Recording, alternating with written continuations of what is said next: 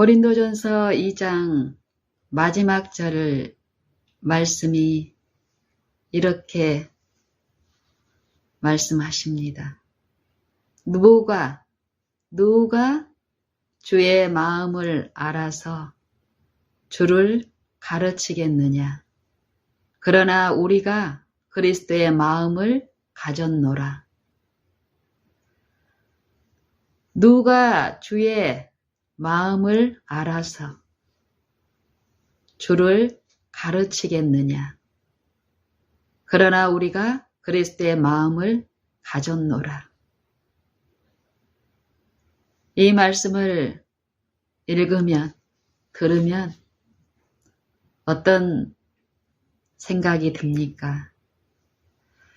분명히 성경은 전도라는 통로를 통해서 하나님을 알 수 없는 유한한 이 인간의 지혜를 자랑하는 이 인간의 마음들에게 전도라는 통로를 통해서 십자가에 못 박힌 그리스도를 하나님의 지혜로 알게 하시는 그 은혜를 베푸신다라고 말씀하십니다. 그리고 그 은혜의 직책, 죄로 인해서 하나님과 원수가 돼 있는 이 사단의 한 마음에 참여한 이 아담의 모든 후손들에게 그리스도라는 이 복음을 통해서, 말씀을 통해서 은혜를 베푸시는데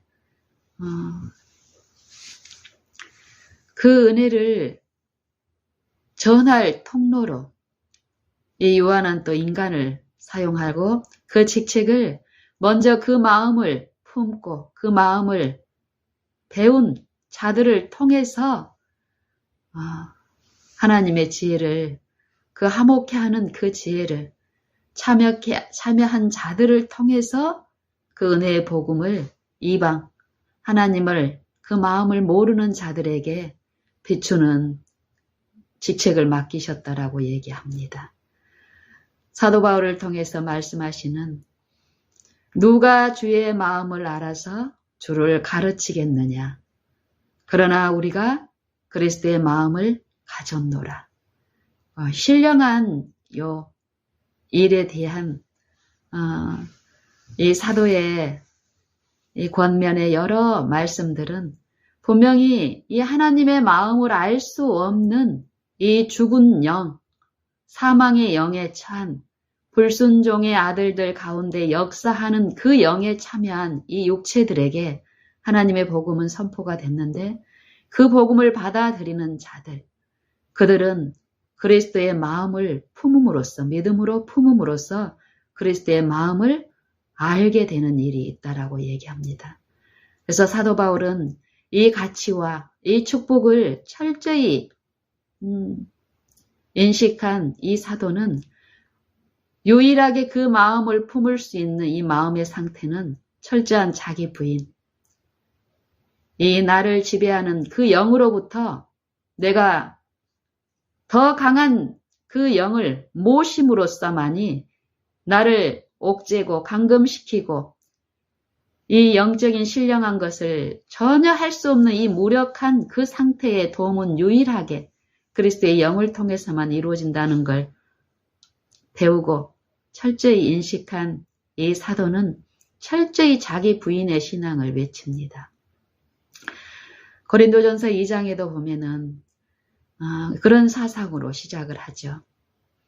내가 너에게 나아가 하나님의 말씀을 증거할 때에 하나님의 말씀, 하나님의 증거를 너희에게 전할 때에 내가 사람의 말과 사람의 말, 그 말의 지혜의 아름다움으로 하지 아니하였나니 이 사람의 방법, 그동안에 이 바울이 유대교, 철저한 바리새주의의 사상의 정신에 유인되고 그 조상들의 유전에 철저히 이 사상이 그들의 이 잘못된 그 종교적인 지식, 성경에 대한 지식, 이 교훈을 잘못 받아들인 그 기반에서 형성된 이론들이 아주 완벽하게 육체를 신뢰할 만한 그런 상태로 이루어진 이 바울의 안에서 그리스도는 철저한 이 육체의 지혜들,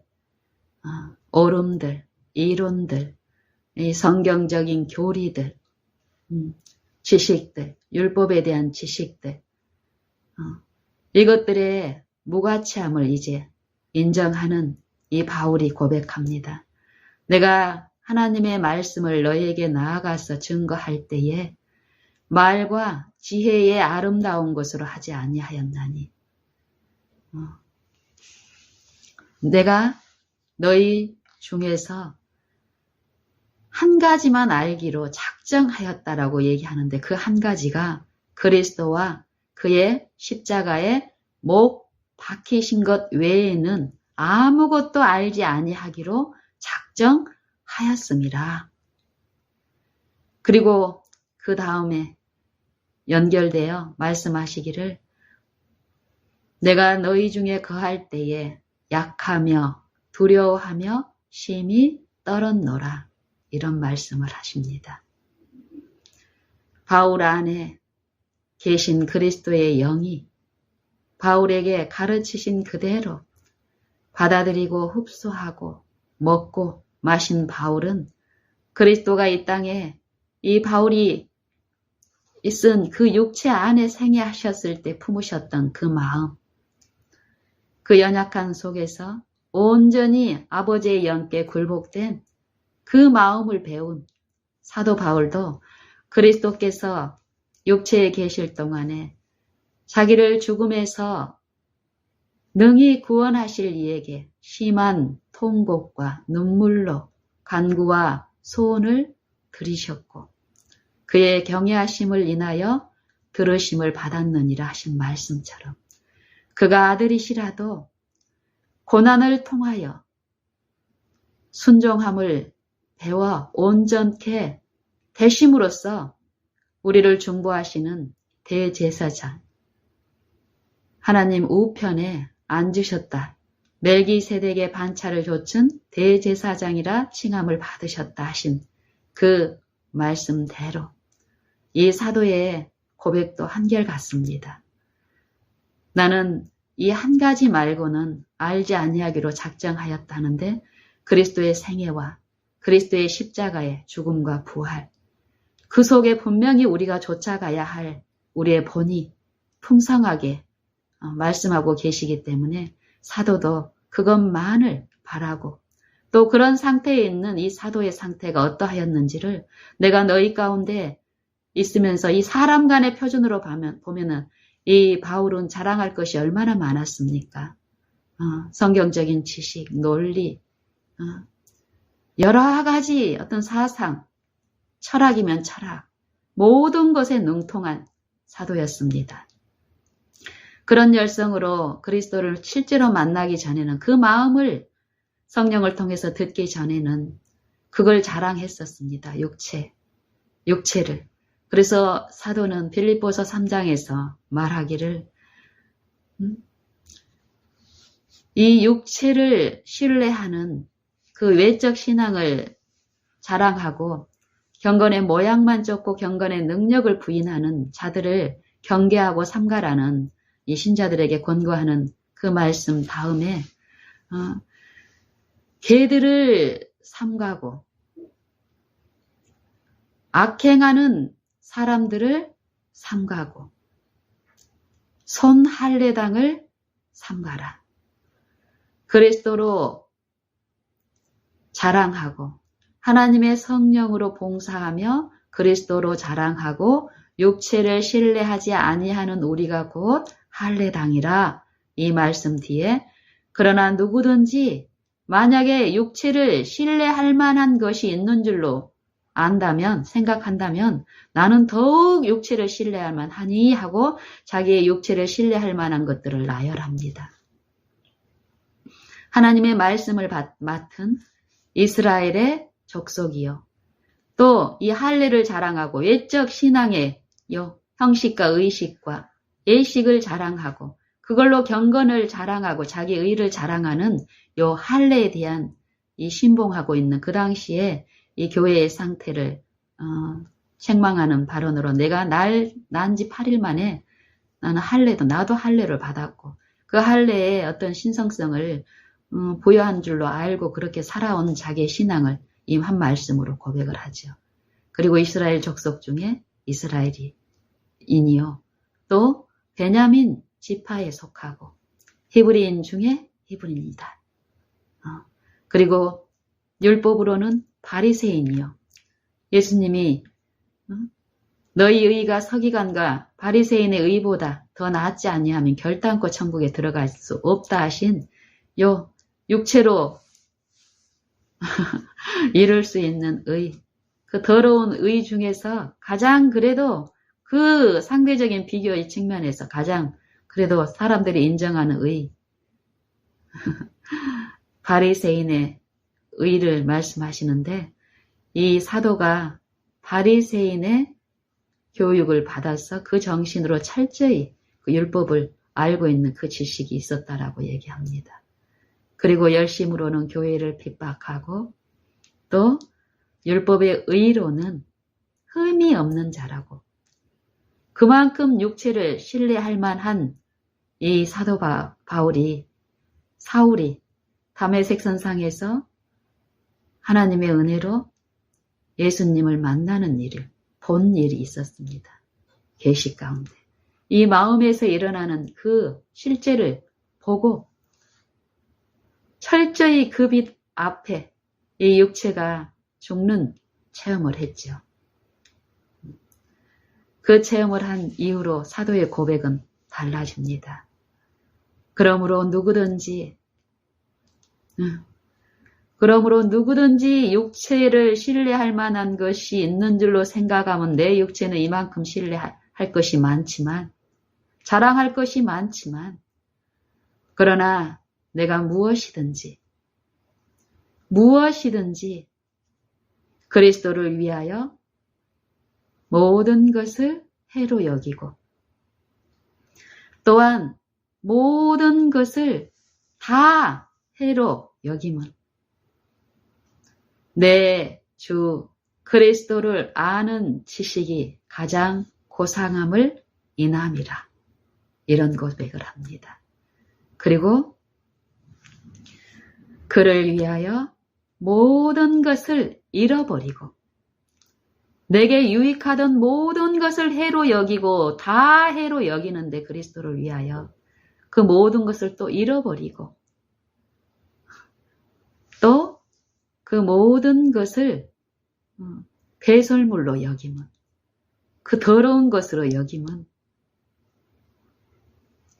그리스도를 얻고 그리스도의 마음을 알고 그 마음이 내 안에 형성되는 것, 그 의, 그리스도 안에서 발견되려 함이니 내가 가진 의는 율법에서 난 것이 아니요.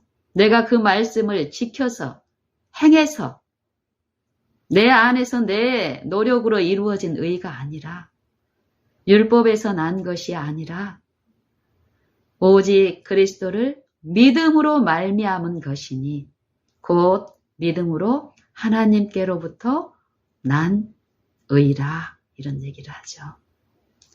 그것처럼 고린도전서 2장에서도 또 같은 고백을 합니다. 사도는. 그리스도께서 성육신 우리와 타락한 똑같은 이 육체 안에 생애하시면서 이루신 온전한 순종 완전히 타락한 이 육체들이 하나님에 대한 지식이 그 마음을 아는 것에 있어서 혼절 상태에 있는 우리 안에서 하나님이 어떠한 분이라는 것을 하나님의 인자하시고 긍휼이 풍성하시며 피조물 모든 만물에게 사랑의 법칙을 사랑의 정부가 어떠하다는 것을 친히 계시하시고 보여주시는 그 생애와 그 십자가를 통해서 이르러 오는 그 빛에 참여하기 위해서 내가 너희 중에서 사람의 말과 지혜와 그 아름다움으로 하나님의 말씀을 증가하는 일에서 철저히 부인되고 죽었다 이 말입니다. 내가 너희 중에 그할 때 약하며 두려워하며 심히 떨었도다. 이는 내 말과 내 전도함이 사람의 지혜에 가르친 것으로 하지 아니하고 다만 성령의 나타남과 능력으로 하여 너희 믿음이 사람의 그 지혜에 있지 않고 다만 하나님의 능력에 있게 하려 하였노라 이 말을 합니다. 그리고 이 지혜는 결국 그리스도를 통해서 성령이 각 사람의 마음 안에 비추시고 계시하시는 이 지혜는 세상의 지혜들이 아니고 세상에서 얻을 수 있는 그 지혜와 다른 하나님의 지혜를 말합니다. 그 하나님의 지혜, 신령한 것은 신령한 것으로 분별하는 이 지혜, 육신에 있는 사람들이 절대 깨닫거나 지혜롭고 아름답게 보여지지 않는 그 지혜에 이 마음과 생각에서 일어나는 그 일을 말씀하시면서 그 일이 우리 안에서 계시되고 이루어질 수 있는 것은 이 십자가의 그리스도의 그 공로와 그 희생의 사랑을 통해서 우리에게 계시되는 일들이 일어나는데 그 은혜가 우리에게 육체가 되어 있는 우리 사망의 영에 지배받아 있는 우리 영 안에 그리스도의 십자가의 그 공로를 통해서 우리에게 세상이 영이 아닌 하나님의 영을 주셨다라는 것입니다.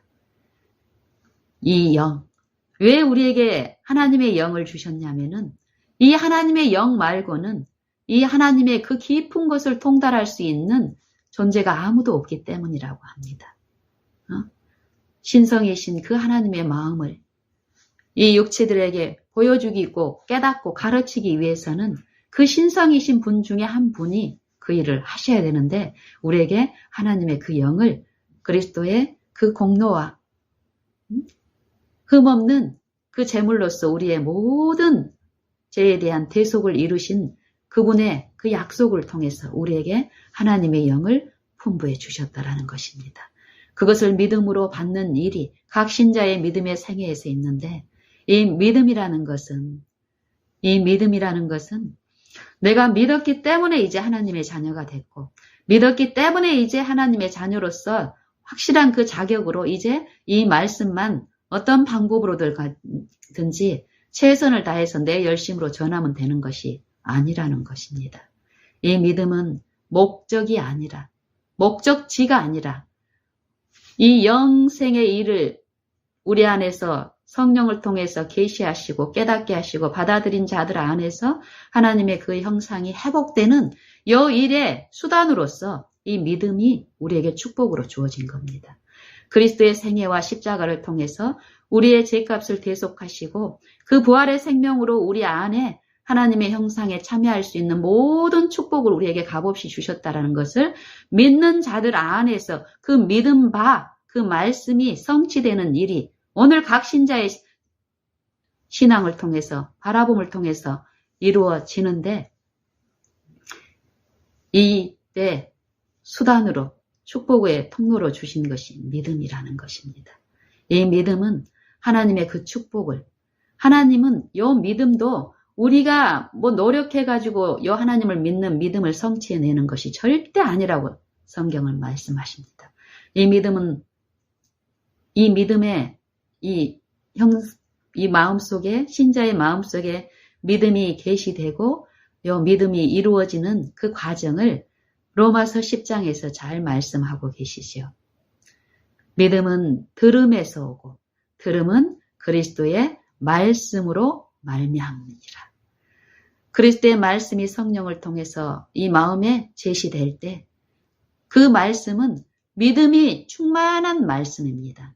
그 말씀을 이룰 수 있는 그 능력이 충만한 말씀이기 때문에 그 말씀이 이 양심의 호소가 되고 들려질 때 신자의 마음에 그것을 듣고 거절하지 않고 받아들이는 신자 안에서의 그 형성된 믿음은 그 믿음을 활용하고 믿음을 강하게 하고 자라게 하는 이 성령의 은혜 안에서 더욱더욱 그 자람으로써 이 믿음이 하는 일은 어떤 통로를 우리에게 제공하냐면 이 믿음은 하나님이 성령을 통해서 그리스도께서 우리 육체를 쓰시고 생애하시면서 십자가를 통해서 이루어놓은 그 공로, 하나님의 그 품성을 가르쳐 주시고 생각나게 하시고 또 내 마음에 새롭게 창조하시는 일을 성령을 통해서 지금 신자의 생애 가운데서 이루어 주시는데 그것을 이루는 데 필요한 하나님의 무한한 은혜, 값없이 주시는 그 은혜를 붙잡을 수 있는 수단으로 제시됐다라는 것이에요. 그래서 믿음은 하나님의 축복을 보는 눈이요. 축복을 볼 수 없던 신자가 이제 믿음을 받음으로써 어떻다라는 것입니다. 어떻다는 것입니까? 보이지 않던 그 영적인 이해에서 뜨는 눈이 뜨임으로써 영적 사물에 대한 인식이 이제 믿음을 통해서 붙잡아서 볼 수 있는 요 일이 이제 시작이 된다라는 것입니다. 믿음을 행사하지 않아도 이제 믿었으니까 이미 목적으로 믿었으니까 내 마음에서 은혜가 아무렇게나 저절로 이루어지는 게 아닙니다. 매 순간 믿음을 통해 가지고 그걸 붙잡고 내 것으로 받아들이는 이 생애에서의 이 신앙을 통해서 바라보는 일을 통해서 그 축복이 일어나는데 반드시 믿음이라는 걸 통해서 이루어진다는 이 믿음은 영적인 사물에 대한 성령이 우리 마음에서 계시하시고 가르치시고 말씀하시는 그 부분에 대해서 연합하고 듣고 보고 붙잡고 또 그 길 가운데서 행하게 하게 하는 그 능력으로서 이 믿음이 요구된다라는 것입니다. 이 믿음은 하나님의 그 축복을 보는 눈이요 듣는 귀이며 붙잡는 손이고 달리는 발이다. 이런 말씀이 있습니다. 영감의 글에 보면은 이건 얼마나 합당합니까? 그랬을 때 이 믿음을 통해서 그리스도를 그 마음에 모신 자들은 믿음으로 말미암아 그리스도를 너희 마음에 계시게 하옵시고 에베소서 3장에 있는 그 말씀처럼 그 영광의 힘을 조차 능력으로 능하게 하시고 또 그의 성령으로 말미암아 너희 속사람을 마음 속에 일어난 이 속사람을 강건하게 하옵시며 또 믿음으로 그리스도를 너희 마음에 모시게 하옵시고 바울의 기도처럼 이 믿음은 하나님의 은혜의 이 말씀을 내 마음에 받아들이는 통로로서 분명히 하나님의 축복으로 각 신자들에게 믿음이 주어지는데 이 믿음을 받은 신자들은 이제 그 말씀을 마음에 받아들인 그 말씀의 기초 그거를 근거로 해서 매 생애마다 보이지 아니하시는 분을 마치 보는 것처럼 모든 내 생애마다 그리스도를 인정하고 내 주권으로 모시는 이 생애마다 어떻다라는 것입니까?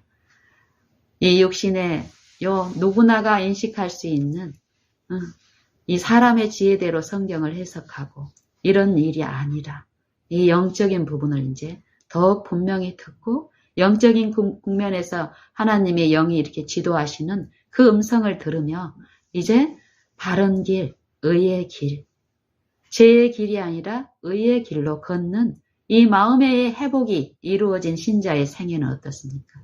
외적 신앙도, 외적 생활도 어떻습니까? 반드시 개혁이 일어납니다.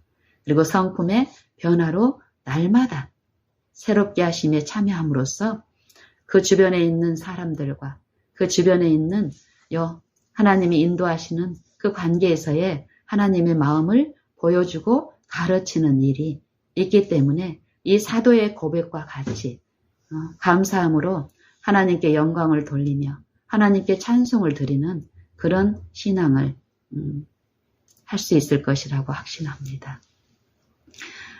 그래서 저는 요즘 제게 주시는 이해도 그렇고 그 이해대로 이렇게 나누는 이제 이 관계에서의 교통에서도 그런 부분을 많이 나누고 듣고 합니다. 이 마음에서 일어나는 일, 영적인 일. 그래서 오늘 아침에도 아침 새벽부터 또 어떤 전화가 와서 이렇게 교통하는 일이 있었고 또 우리 가정 안에서는 아침 식사를 하면서 식탁에서 저희 딸과 이제 이 남편과 이렇게 식사를 하면서 여러 가지 이제 영적인 부분에 대해서 나누는 일이 있었는데 그때도 마찬가지입니다. 이 새벽 일찍부터 공포와 두려움 가운데 있는 어떤 존재가 제게 전화를 했고, 저하고 이렇게 이제 나누는 과정에서 이 사람하고는 한 이제 4년이 넘고 한 4, 5년 정도 이제 관계가 지속이 되는 것 같은데요. 어쨌든 내 개인적인 어떤 삶이나 이걸 통해서 또 흘러가는 어떤 생애와 이 마음의 어떤 감화로 이 친구가 이제 지속적인 관계 속에서 이렇게 매일 뭐 몇 통씩 수시로 전화를 하고 이러는 과정에서 이제는 이 영적인 부분들을 어떤 면에서는 대놓고 어떤 이런 신앙을 하고 바라본 가운데 있다라고 하는 그 교우들하고 나눌 수 없는 대화를 이 친구하고는 이제 나눕니다. 그리고 이 친구는 친구인 나를 통해서 간접적으로 마시는 어떤 축복이 있기 때문에 이 새벽에도 저한테 이제 문을 두드리죠. 그리고 오늘 아침에도 내가 너무 어려워하는 어떤 입장에서 예수님을 제시하기 위해서 이 영적인 부분을 얘기하려고 했더니 또 이렇게 이제 거절하는 사단이 이렇게 유인하는 그 마음 가운데서 어려움을 표출을 했을 때 지속적인 이 바라본 가운데서 이제 어떤 이 마음의 이 영적인 부분 하면 사람들이 많이 좀 신비적이고 추상적이고 어렵게 생각하는데 그런 부분이 아니라는 것을 이제 아침에 꾸준한 바라봄, 이 친구의 어떤 연약한 어떤 반응과 어떤 기질과 어떤 것들이 있죠. 그때 지속적으로 이 친구한테 유일하게 필요한 건 이건데 본인도 원한다고는 하지만 직접적으로 이 영적인 부분에서 이렇게 참여하려고 하니까 요 생각이라든지 이 마음에서 그 영적인 요 부분에 요거를 사용하는 요 기능이 그동안에 무력화되어 있기 때문에 이 일이 굉장히 어려운 거예요. 그랬을 때 이제 하나님의 지혜는 어떤 상황을 이제 저한테 제시하면서 이 영적인 부분은 절대 어려운 부분이 아니고 하나님은 우리를 구속하시는 요런 이치를 혼자 힘으로 아무것도 할 수 없는 사람들에게 절대 어려운 것을 짊어지게 하시고 요구하지 않으시는 분이라는 것이에요. 이 바라본 가운데서 그때 필요한 분명한 지혜와 이해를 주시면서 나누게 하시는데 그만큼 분명한 어떤 결과가 있습니다. 그걸 의존하고 이끌림에 연합이 됐을 때요.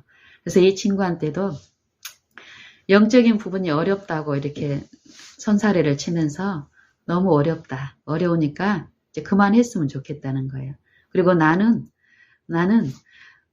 다른 사람은 지 고통이나 자기의 어려움을 얘기해도 이해할 사람이 없고 이해할 사람이 없으니까 말하면은 무관심해. 이제 뭐 가족이나 또 이웃들이나 또 뭐 부모라든지 형제 자매 친척들한테 다 외톨이가 되어서 외면을 당하지만 그래도 너는 나를 받아주고 이러니까 너한테는 전화하는데 너까지 그런 걸로 나를 힘들게 하면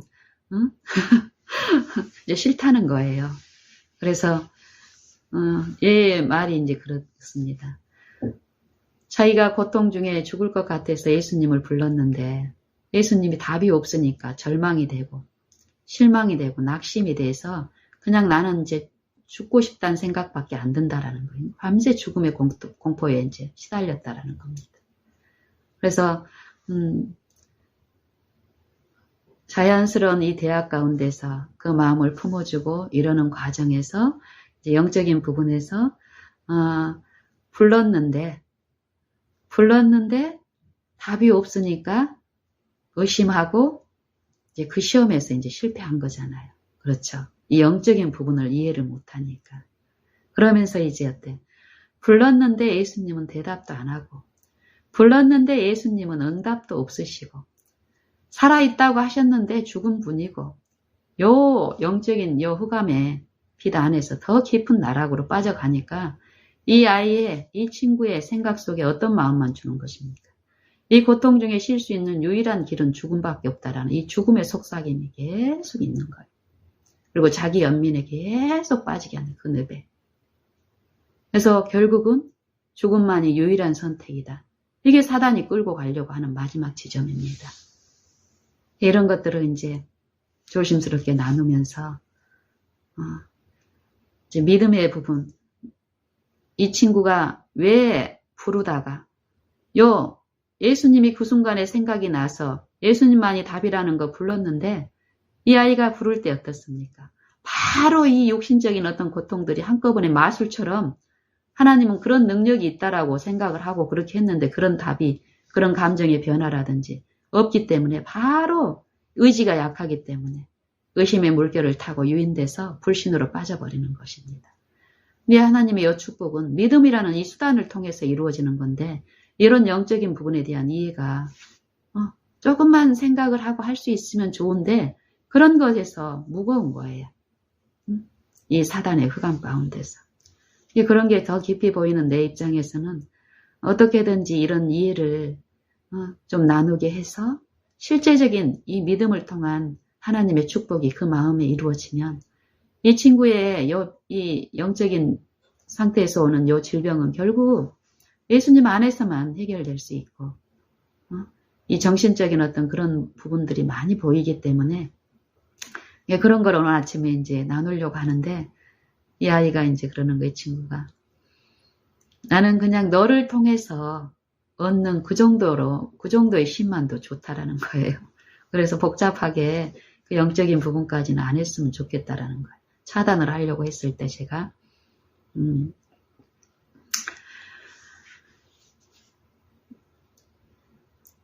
친구를 통해서 네가 공급하는 그 평안함이나 쉼, 이것은 너한테 지금 충분하지 않다라고 계속 말씀하고 계시다고. 예수님은 너 개인적으로 너를 대면하셔서 네 마음 안에서 친구를 통한 간접적인 공급이 아니라 네 안에서 충만한 공급, 네가 요구하는, 네가 원하고 기도하는 외적인 치료까지, 회복까지를 베풀어 주시기를 바라고 친구를 통해서 이렇게 역사하시는 이 손길이 분명히 있다고. 고통을 호소하고 그러면서도 그 고통을 해결할 수 있는 영적인 부분에 대한 이해는 듣고 싶지 않고 그러면서 기도했는데 응답이 없다고 하나님의 불신하는 그 세력에 연합해서 낙심하고 죽을 생각만 하고 있고 참으로 어려운 형편이죠. 그러면서 이제 그 영적인 부분을 제가 그때 어떻게 이제 얘기했냐면은 사람들은 영적인 부분 하면은 많이 추상적이고 어렵게 생각하고 신비적으로 생각하는데 그게 아니다. 한번 들어보라고 그러면서 이런 이제 얘기를 했습니다. 내가 요 삶의 어떤 버거움 때문에 고통을 당하고 있는 중에 이게 이제 영적인 부분을 내가 이해를 못하고 있는 입장에서 어떤 어려움을 당하고 있을 때 그때 내 생각에 떠오르는 어떤 존재가 하나 생각이 나서 이 사람 집에 가면은 뭔가 위로가 있겠다 싶어서 제가 이제 그 집을 찾아갑니다.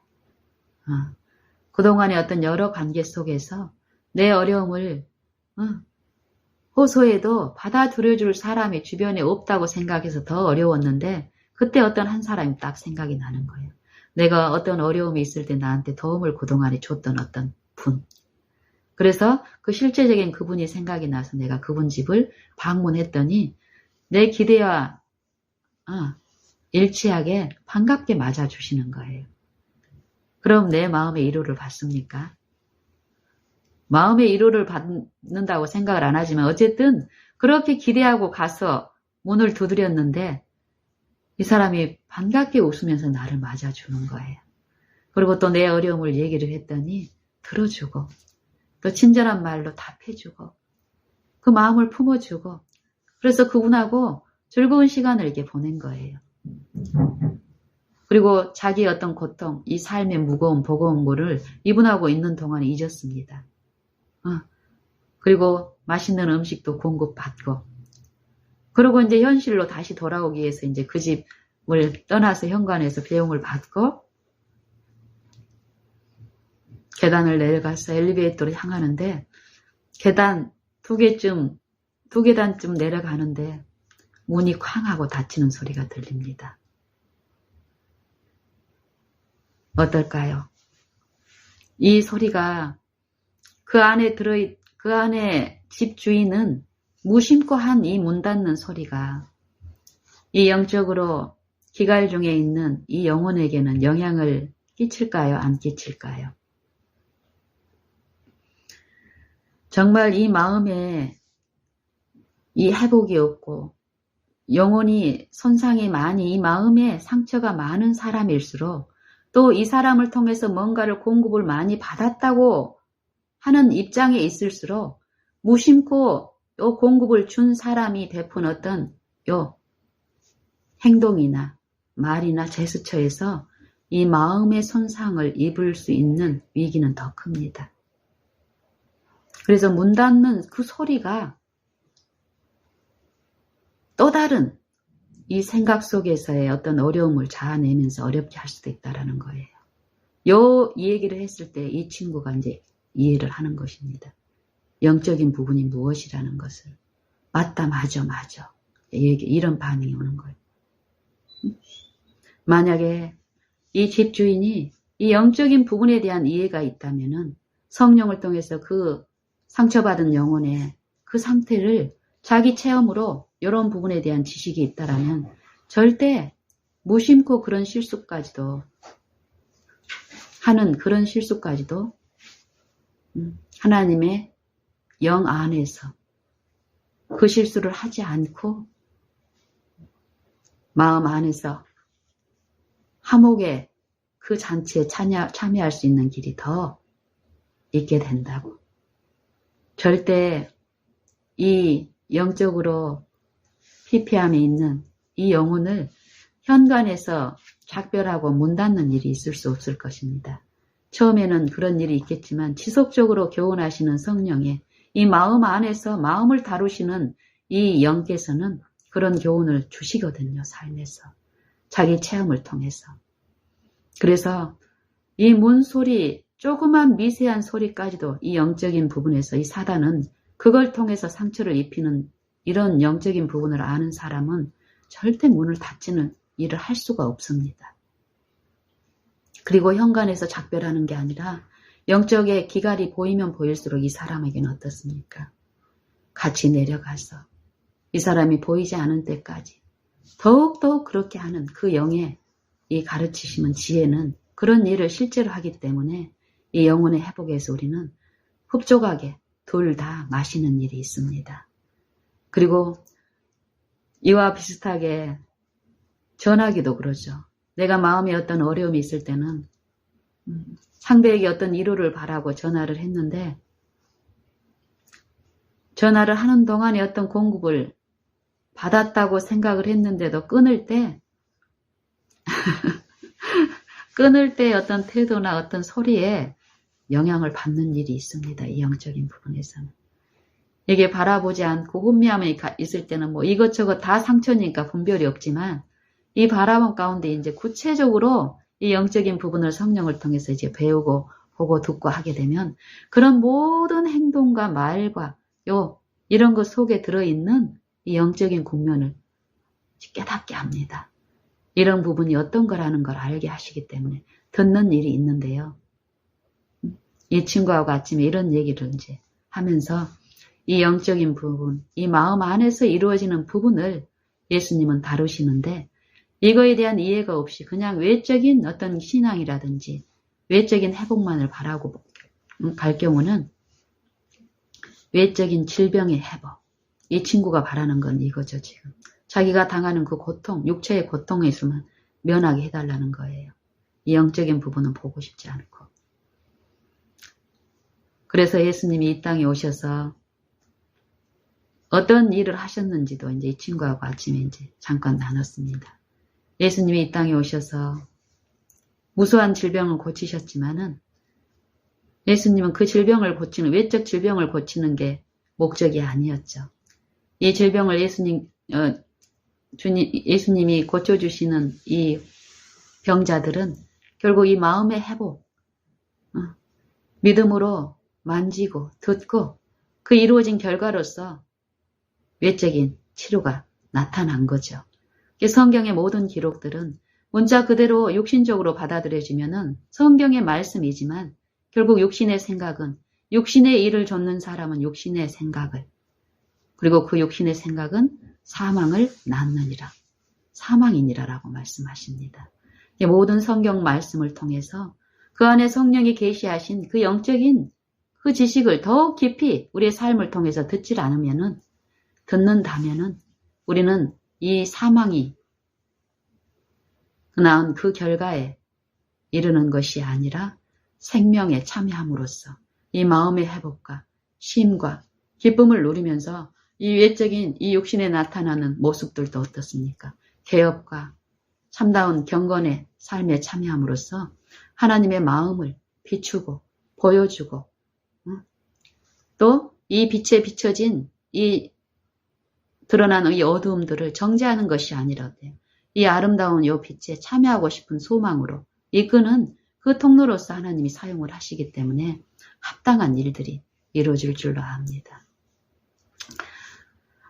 그리고 또 이제 식탁에서, 아침 식탁에서 이제 우리 가족끼리 나누는 이제 이런 일들, 어제 이제 하루 동안에 어떤 같이 이렇게 교우들하고 활동하는 여러 이제 일들 가운데서 받았던 어떤 이해들을 나누는 이제 시간이 이제 주어져서 나누는데,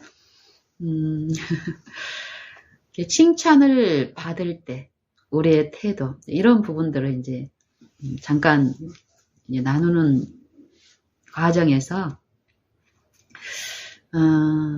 이런 나눔을 할 때 내 바라봄이 정상적으로 이 성령을 향해서 열려져 있고 지속적으로 그 감화를 사모하는 그런 입장에 있으면 내 지식으로 내 말의 지혜, 이 아이한테 이게 필요해서 이 말 해야 되겠다 하고 나를 신뢰하면서 이렇게 가는 거의 결과하고는 다르게 충분한 이 서로에게 필요한 어떤 이해를 주시면서 그 이전보다 더 성령 안에서 연합되는 이런 은혜가 또 베풀어집니다.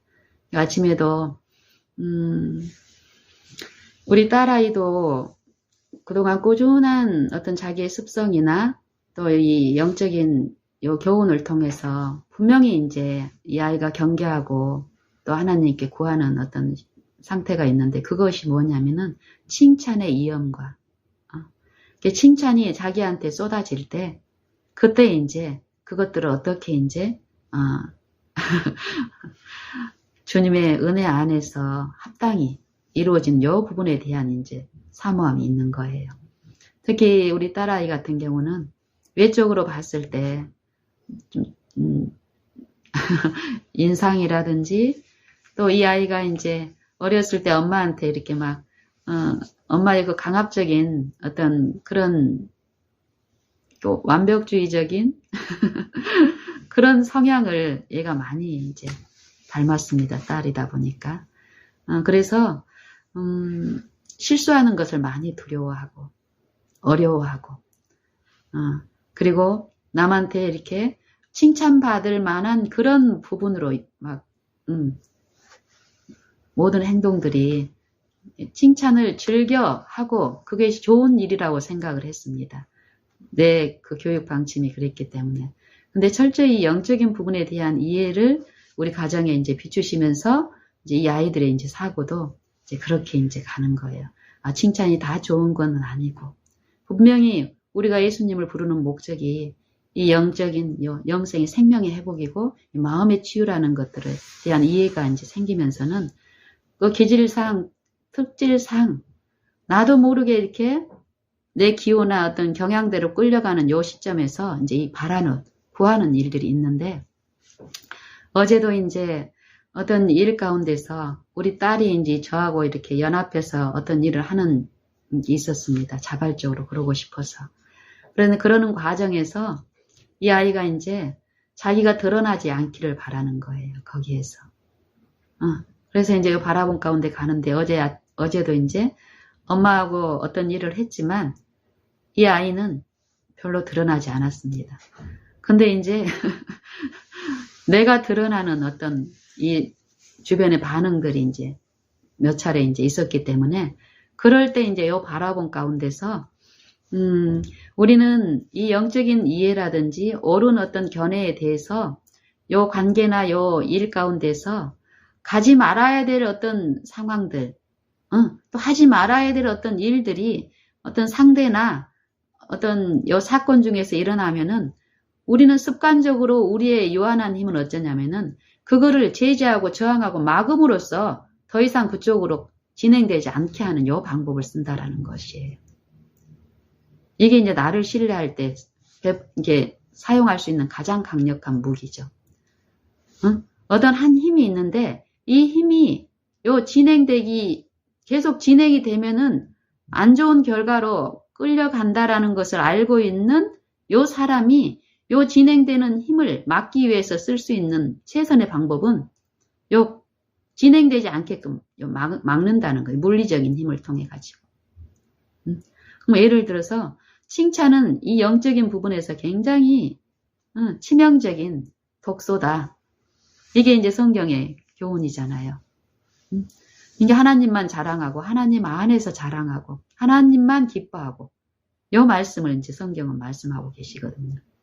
사람을 유한한 사람을 높이지 마라. 뭐 하나님이 군주 독재로서 하나님만 영광 받으겠다는 이 물리적인 약육강식의 그런 사상이 아닌데 우리의 유한한 잘못된 이 품성의 특질들은 그런 식으로 인식하고 하나님을 알지 못하기 때문에 그런 신앙을 하고 있는 입장에서는 사람들 간의 칭찬을 주고받고 요것들이 또 하나님 안에서의 종교의 좋은 사상이라고 생각하고 참 우리 교회 안에서 요즘 사람 간의 감사와 칭찬을 미덕으로 생각하고 있는데 요 안에 사단의 어떤 많은 영적 기만들이 있음을 저희는 봅니다. 그래서 우리 개인의 신앙에서 이제 그것들을 경계하고 주님의 은혜를 구하면서 이제 하는 과정에서 어제도 아니나 다를까 의례적으로 저뿐만이 아니라 그런 상황에서 이제 그렇게 해왔기 때문에 이제 저에게도 어떤 답례를 하고 하는 표현들이 있었습니다. 그러는 과정에서 제가 어제 있었던 일들을 오늘 새벽에 묵상을 통해서 이렇게 듣고 어떤 이염들과 영적인 면들을 여기 이제 이렇게 들으면서 하나님이 어제 이 바라본 가운데서 어떤 보호를 하셨고 어떤 은혜를 끼쳤고 그 순간에서는 내가 이럴 때 이런 반응을 보이면 상대가 더 시험 가운데 어려울 것이라는 그런 인상이 사단에게 들어왔지만 그걸 신뢰하지 않고 더욱 하나님만 바라봄으로써 그동안에 주신 교훈대로 했을 때 더 안전한 보호 가운데서 서로에게 흡족했다라는 요 분명한 이해가 이제 새벽에 이제 들려졌기 때문에 이제 그런 감사함으로 나누는 과정에서 이 딸하고 이제 그런 얘기를 했습니다. 그래서 우리는 의례껏 우리가 가지 말아야 될 방향으로 치닫는 어떤 것을 목격했을 때 그걸 막기 위해서 우리는 물리적인 그거를 이렇게 더 이상 가지 않게끔 강압적으로 그걸 막으려고 하는데 하나님 편에서는 막으려고 하는 시도를 하지 말고 어쩌라는 것이에요. 막기 위해서 이렇게 칭찬이 누구한테서 이제 나에게 들려지면 칭찬은 이럴 때 이제 그 칭찬에 즐거움으로 참여를 하게 되면은 영적으로 어떤 손실이 있다는 거 알기 때문에 어떻습니까? 그 사람의 말을 부인함으로써 아니라고 막 이렇게 겸손하게 이렇게 하는 반응을 보이기가 쉽다라는 것이에요. 근데 이제 더 지속적으로 제게 들려지는 하나님의 음성은 그럴 때 침묵으로 잠잠히 무시를 하라는 것이 아니라 별 말씀을요 제가 한 게 없는데요 누구랑 같이 했습니다 이런 식으로 그렇게 함으로써 더 그거의 그 중심으로 논쟁이라든지 외적인 이런 것으로 빠져들면서 영적인 부분에서 손실이 있는데 저는 그것을 분명히 보기 때문에 그럴 때 그때 당장은 어때요? 그분이 막 나를 막 좀 칭찬하고 거기에 대한 어떤 반응을 기대를 하는데 내가 침묵하고 있고 그냥 웃기만 하고 있고 이러면은 참 어색하니 이상할 수 있고 막 그 사단은 뿌립니다. 그럴 때 잠잠치 못하게끔 그럴 때 거기에서 나를 부인하고 죽고 더욱 주님이 해주시기를 그 감화 가운데서 이루어 주시기를 바라는 마음으로 견디고 했을 때에 더 합당하게 내가 처음 충동받고 유인받았던 그런 결과로 빠져나가지 않은 것을 체험하게 하십니다. 그래서 더욱 칭찬이 치명적인 손실을 영적인 국면에서 치명적인 손실을 가져오고 이 사단의 아첨의 무기라는 것을 우리가 영적으로 더욱 듣고 성경 통해서 교훈을 받는다면요. 실제로 내 삶에서 그 축복을 체험함으로써 나만 축복을 체험하는 게 아니라 그 잘못된 그런 사상들에 빠져있는 그 어둠들을 비추는 이 통로로 쓰는 그 입장에서도 분명히 영적으로 타격이 있고 어려움이 있지만 거기에서도 견디면서 그 빛을 비추는 내 품성과 내 생애에서의 그런 역할이 분명히 있다라는 것입니다. 그럴 때 아침에 나누는 것이 이제 침묵. 당장은 어려움이 있을 수 있고 그러지만은 그 바라본 가운데 이 침묵으로 응대했을 때 내 소리는 침묵하지만 성령의 음성은 양심과 듣기를 바라는 그 심령 안에서는 이 영적인 말씀을 하시니까 어떨까요? 감화를 하고 천사를 통해서 악한 영을 흑암을 물리치는 요 영적인 활동들이 분명히 있기 때문에 그걸 믿는 사람들 삶 속에서 이루어진 침묵은 더 큰 믿음의 음성들을 들려주심으로써 하나님의 일에 참여케 하신다라는 것이에요. 그것들을 이제 아침에 이렇게 나누면서 하나님의 이제 그 품성에 대해서 이제 얘기를 이제 자연스럽게 하면서 하나님의 형상이 그 품성이 성경은 결국 궁극적으로 하나님의 품성을 계시하시는 요 음성이고 또 그리스도도 결국 이 하나님의 말씀을 보여주는 실제의 진리로서 살아있는 말씀으로서 생애를 하셨고 십자가에 또 고난을 당하셨습니다. 그래서 사도 바울은 그리스도의 생애와 그리스도의 십자가를 통해서 나타난 하나님의 그 품성의 계시 그것만 알기로 작정하였다라는 것입니다. 우리를 사랑하시는 그 사랑을 알기 위해서 어찌하든지 그 그리스도의 죽음을 본받아서 그 죽으심을 본받아 죽은 자 가운데서 부활에 이르기 위해서 힘을 다해서 수고한다라는 것입니다.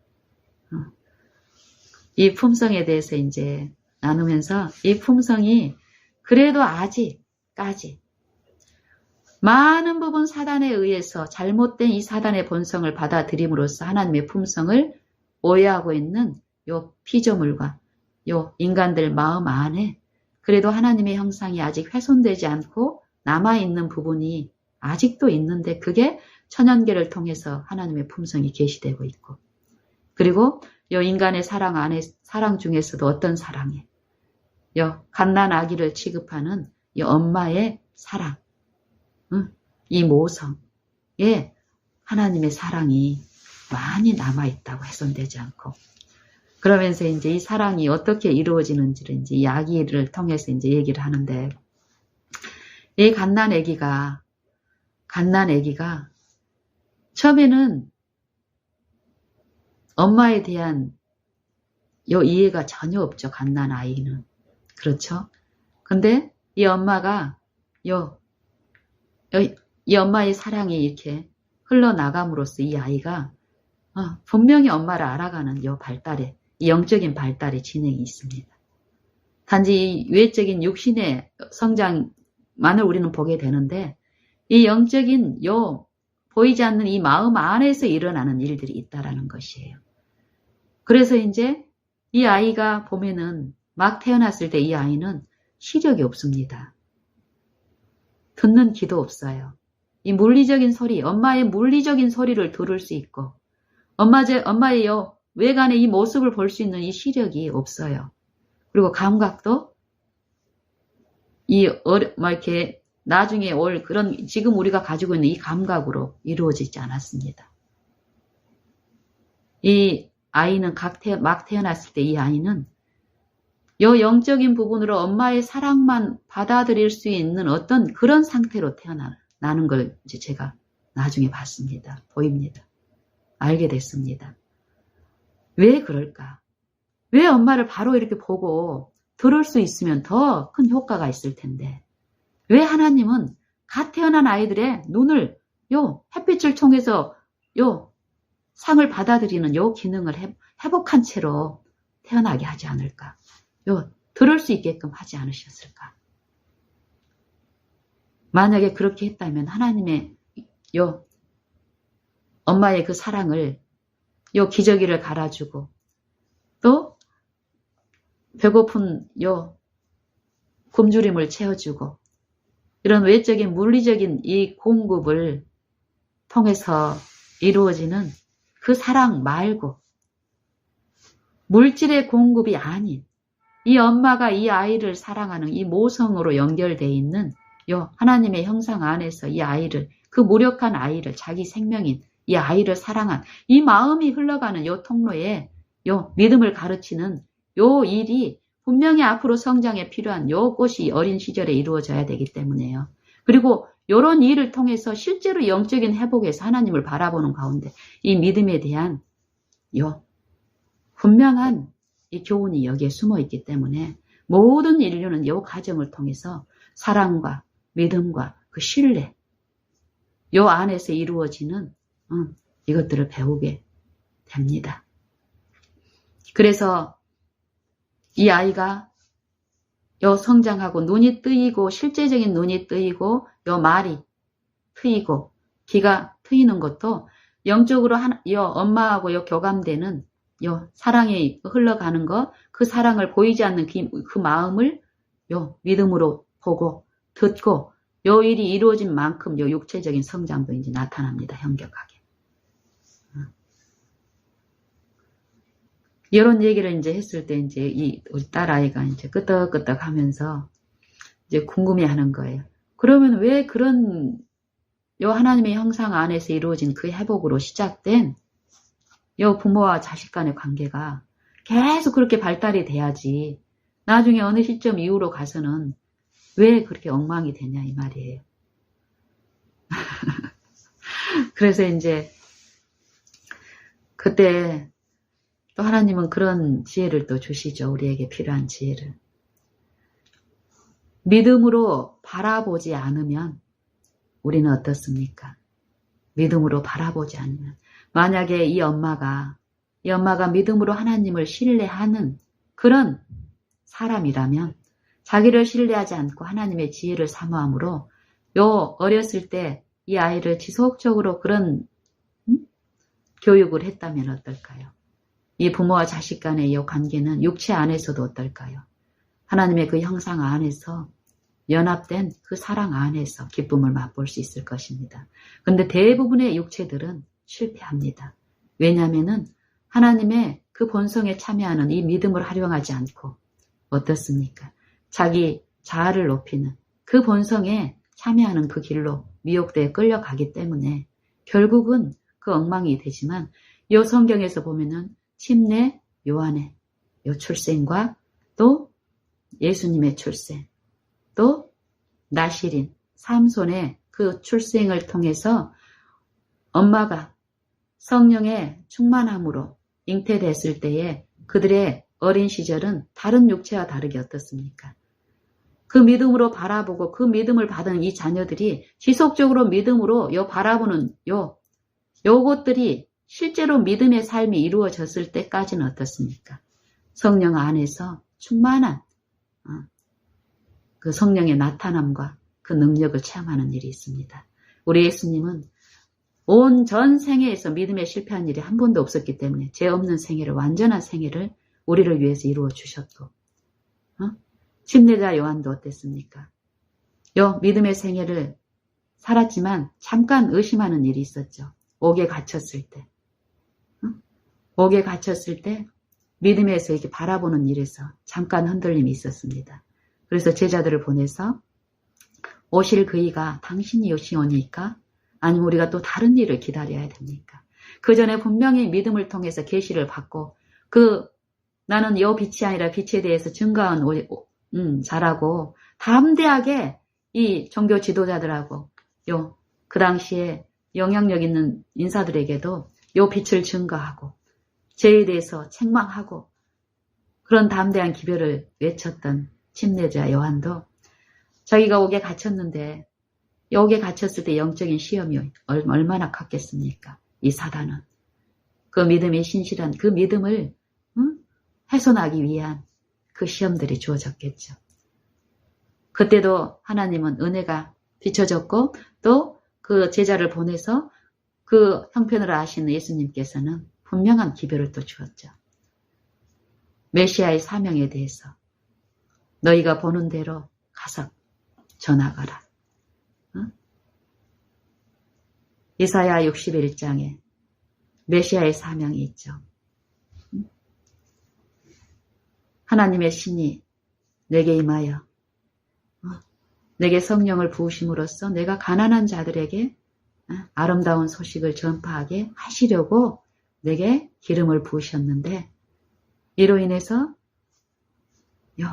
눈먼 자가 눈을 뜨고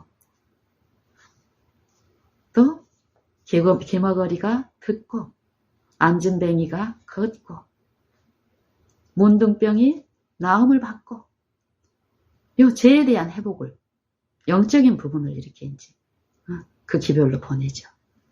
그래서 침례자 요한은 어떻습니까?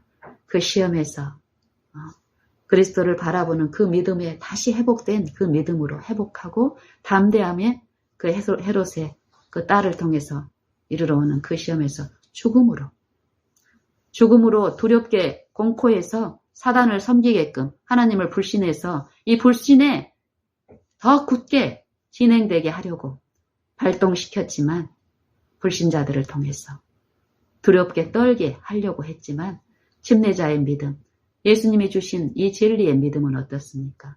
아브라함이 믿는 하나님은 죽은 자를 살리시는 하나님의 능력이라는 것입니다. 없는 것을 있는 것으로 부르시는 하나님이시라는 것입니다. 육신의 목숨에 연연하지 않고 육신을 죽일 수 있는 사람을 두려워하는 것이 아니라 죽은 자도 살리시는 요 몸만 죽이는 자를 두려워하지 말고 몸을 죽이고 또 그 영혼도 지옥에 넣게 하는 권세가 있는 자를 두려워하라는 그 신앙을 믿음으로 받아들인 침례 요한은 다시 믿음에서 회복돼서 그 죽음을 담대하게 받아들이고 영생을 받아들이는 자들은 순교자들처럼 죽음을 두려워하지 않겠죠. 죄에 대해서 정죄함이 아니라 의롭다 하심을 분명히 믿음으로 그 용서를 받아들인 신자들의 생애 가운데서는 요 믿음의 실제적인 증거가 나타나기 때문에요. 그래서 침례자 요한도 결국 성령으로 충만한 잉태를 통해서 지속적인 요 믿음을 통해서 그리스도의 영을 마음에 모시는 요 생애의 요 지속적인 신앙, 요 믿음이라는 것이 어떤 일을 하는 것. 또 삼손도 마찬가지죠. 삼손도 나시린으로서 부모가 잉태할 때부터 분명히 어떤 요구를 하셨고 거기에 대해서 철저하게 부모가 하나님께 마음을 여는 이 믿음의 신앙을 통해서 출생을 했고 계속 이 삼손을 통해서 하나님의 능력들이 나타났는데 또 어떤 요 삶 속에서 품성의 어떤 특질이 드러나는 어떤 시험들이 있었고 그 시험을 통해서 실패하는 일이 있었지만 삼손도 어땠습니까? 마지막에 또 다시 하나님은 우리의 잘못된 어떤 것들을 형벌하는 목적이 아니고 잘못된 것들이 드러났을 때 그 자기를 신뢰함으로써 그 믿음에서 놓쳐서 사단을 받아들인 그 영혼들에게 지속적으로 그 탄원을 호소를 보내심으로써 다시 회복하여 주실 분을 신뢰함으로 나오는 자들을 회복하시는 능력자로서 그들을 통해서 하나님의 품성의 영광을 계시하는 그런 일들을 하시기 때문에 분명히 삼손의 생애에서도 우리는 분명히 볼 수 있습니다. 이 믿음을 통해서 하나님을 마음에 모으신 사람들의 생애 가운데서 요 하나님의 말씀이신 그리스도의 영께서 어떤 일을 그 육체 안에서 이루신다라는 것. 하지만 과거에 우리가 어떤 훌륭한 믿음을 행사하고 또 증거했을지라도 지금 그 믿음을 통해서 하나님을 의존하고 나를 신뢰하지 않고 하나님의 능력을 의존하는 요 믿음을 지금 행사하지 않고 이 바라봄으로 하나님을 의지하는 삶이 지금 이루어지지 않다면 과거의 나의 믿음은 지금 나를 구원할 수 있는 능력으로 역사하지 않는다라는 것입니다. 하나님의 축복으로 우리에게 주어지신 그 믿음은 현재 나를 구원하는 유일한 축복의 통로입니다. 그래서 믿음을 통해서 우리는 바라는 것들의 실상이요. 우리가 바라는 것은 무엇입니까? 모든 피조물들이 고대하는 것은 하나님의 아들들이 나타나는 것인데 썩어짐의 종로로 탄 데서 해방되어 하나님의 자녀들의 그 자유의 영광에 참여하는 것이 모든 피조물들이 고대하는 것이라는 것입니다. 우리도 마찬가지입니다.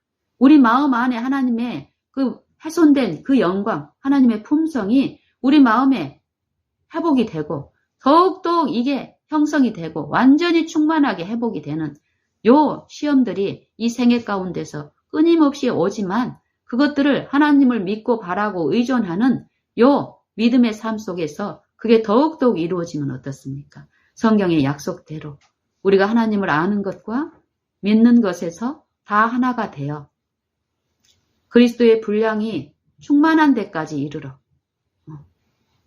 충만한 데까지 이르게 하시는 온전한 사람으로 완전한 요 회복된 도덕적 인격체로서 그리스도의 품성의 완전에 참여할 수 있게 하는 그 능력은 우리 신자들 각 개인 안에 있는 것이 아니라 그리스도 안에 이루신 그 그리스도 안에 그 생명 안에 있기 때문에 우리는 그 생명을 끊임없이 바라고 구하고 또 값없이 주시는 이 생명을 모심으로써 참여하는 이 믿음의 시련에서 승리하는 것.